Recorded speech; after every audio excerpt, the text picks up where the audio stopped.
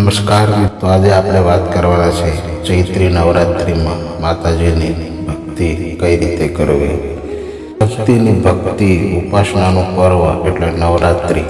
આપણે ત્યાં બે નવરાત્રિનું વિશેષ મહત્વ છે. ચૈત્ર માસની નવરાત્રિ અને બીજી છે આસો માસની નવરાત્રિ. આસો માસની નવરાત્રિ એ ગરબા ઉપાસના મહત્વ છે, જ્યારે ચૈત્રી નવરાત્રિ દૈવિક સાધના ઉપાસના માટે સર્વશ્રેષ્ઠ છે.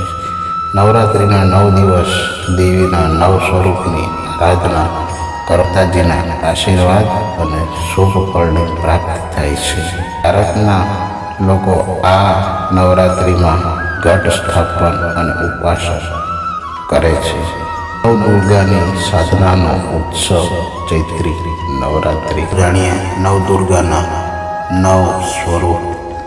દેવીનું રૂપ ગમે તે હોય, મૂળ તો તેઓ એક જ છે, પરંતુ માતા શક્તિએ જુદા જુદા રૂપ લઈને કરેલા કાર્યોને કારણે તેઓ અલગ અલગ નામે પૂજાય છે. પહેલું છે શૈલપુત્રી.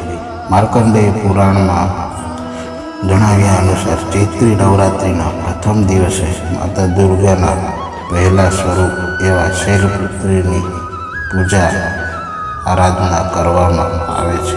પૂર્વજન્મમાં તેઓ પ્રજાપતિ દક્ષને ત્યાં પુત્રી સ્વરૂપે જન્મ્યા હતા, ત્યારે તેમનું નામ સતી હતું. પર્વતરાજ હિમાલયને ત્યાં પુત્રી રૂપે જન્મવાને કારણે તેમનું નામ શૈલપુત્રી પડ્યું હતું. તેમનું વાહન વૃષભ બળદ છે. તેમના જમણા હાથમાં ત્રિશૂળ અને ડાબા હાથમાં કમળ શોભે છે. માતા શૈલપુત્રીનું પૂજન કરવાથી મૂળધારા ચક્ર જાગૃત થાય છે. માતા બ્રહ્મચારિણીનું પૂજન અર્ચન કરાય છે. બ્રહ્મચારિણી દેવીનું સ્વરૂપ સંપૂર્ણ જ્યોતિર્મય પ્રભાવશાળી છે. તેમના જમણા હાથમાં માળા તથા ડાબા હાથમાં કમંડળ છે. તેઓ પૂર્વજન્મમાં પર્વતરાજ હિમાલયને ત્યાં પુત્રી રૂપે જન્મ્યા હતા. દેવર્ષિ નારદજીના ઉપદેશથી તેમણે ભગવાન શંકરને પ્રાપ્ત કરવા માટે કઠોર તપસ્યા કરી હતી. આ દુષ્કર તપસ્યાને કારણે તેમને તપસ્યા નામથી ઓળખવામાં આવે છે. આ દિવસે માતા બ્રહ્મચારિણીની ઉપાસના કરવાથી સ્વાધિષ્ઠાન ચક્ર જાગૃત થાય છે. મા દુર્ગાના ત્રીજા સ્વરૂપનું નામ ચંદ્રઘટા છે. નવરાત્રિના ત્રીજા દિવસે માતાજીના આ સ્વરૂપનું પૂજન ખૂબ જ કલ્યાણકારી છે. તેમના માથા પર ઘંટના આકારનો અર્ધચંદ્રકાર છે, તેથી તેમને ચંદ્રઘટા કહેવામાં આવે છે.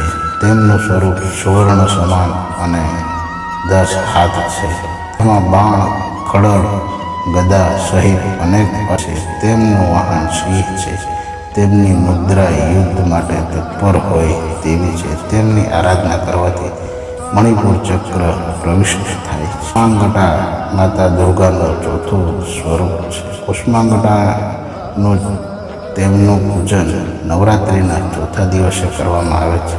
બ્રહ્માંડનું ઉત્પન્ન કરવાને કારણે તેમને કુષ્માંડા તરીકે ઓળખવામાં આવે છે. તેમને 8 ભુજાઓ છે, તેથી અષ્ટભુજા તરીકે પણ ઓળખવામાં આવે છે.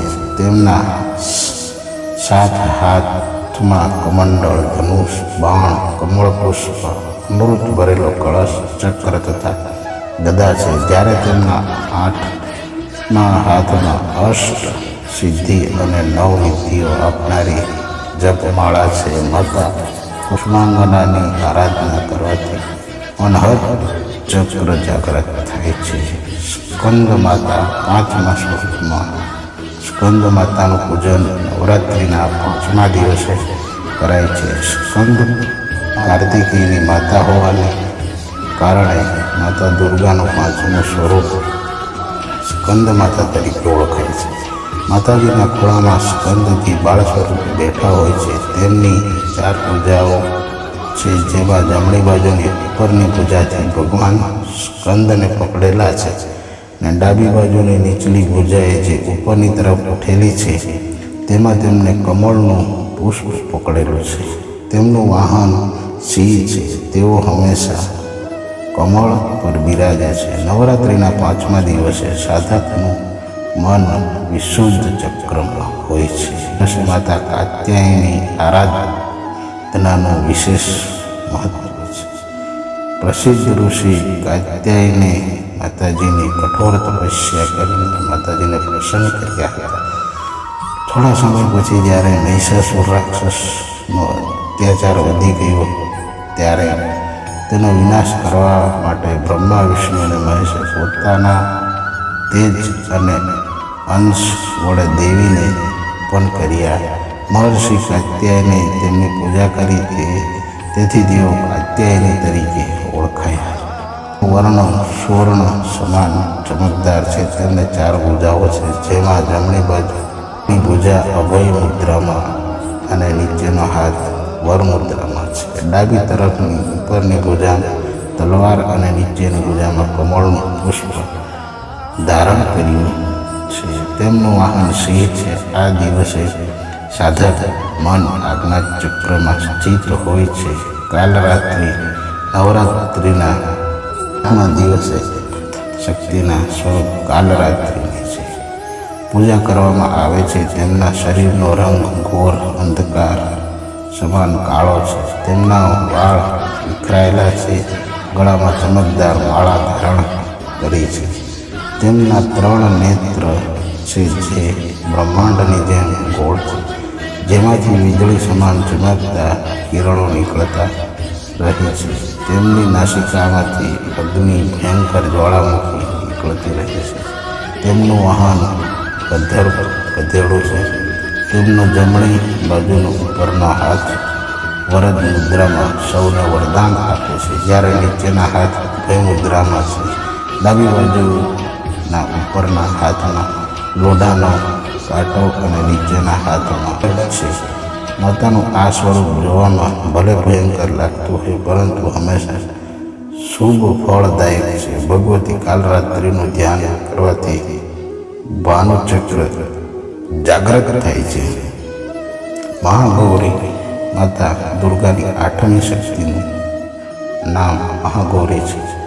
તેમનું વર્ણ સંપૂર્ણપણે ગોર સફેદ છે. તેમના જમણા હાથની ઉપરની ભુજામાં ડમરું અને નીચેની ભુજા વરની શાંત મુદ્રા છે. પાર્વતી રૂપમાં તેમણે ભગવાન ભોળાનાથને પામવા માટે કઠોર તપસ્યા કરી હતી, જેના કારણે તેમના શરીરનો વર્ણ કાળો થઈ ગયો હતો. પરંતુ જ્યારે શિવજીના આશીર્વાદથી વર્ણ ગોર થઈ ગયો અને તેમનું નામ ગિરી પડી ગયું. મહાગિરીની પૂજા આરાધનાથી સોમચક્ર જાગૃત થાય છે. સિદ્ધિદાત્રી માતા દુર્ગાનું 9મું સ્વરૂપ સિદ્ધિદાત્રી છે. માર્કંડેય પુરાણ અનુસાર અહિમા ગરિમા લધ્યા પ્રાપ્તિ પ્રકામ્ય ઈશિત્વમ અને વશિત્વમ એમ 8 પ્રકારની સિદ્ધિઓ હોય છે. માતા સિદ્ધિદાત્રીની 8 ભુજાઓ છે. તેમનું વાહન સિંહ છે. તેઓ કમળના પુષ્પ પર બિરાજે છે. તેમના જમણા હાથની નીચેની ભુજામાં ચક્ર અને ઉપરની બાજુ ગદા તથા ડાબી તરફ નીચેની ભુજામાં શંખ અને ઉપરના હાથમાં કમળ પુષ્પ છે. નવરાત્રિના 9 દિવસે તેમની પૂજાને શુભ માનવામાં આવે છે. ભગવતી સિદ્ધિદાત્રીનું ધ્યાન કરવાથી નિર્વાણ ચક્ર જાગૃત થાય છે.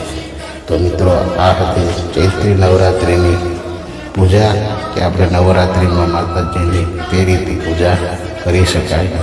તો આ મેં તમને સંપૂર્ણ માહિતી આપી છે. વિડીયો ગમે તો લાઈક કરજો, શેર કરજો, સબસ્ક્રાઈબ કરજો અને બાજુમાં આપેલ બેલ આઇકનને અવશ્ય પ્રેસ કરજો, જેથી મારા તમામ વિડીયો તમારા સુધી મળી રહે મિત્રો.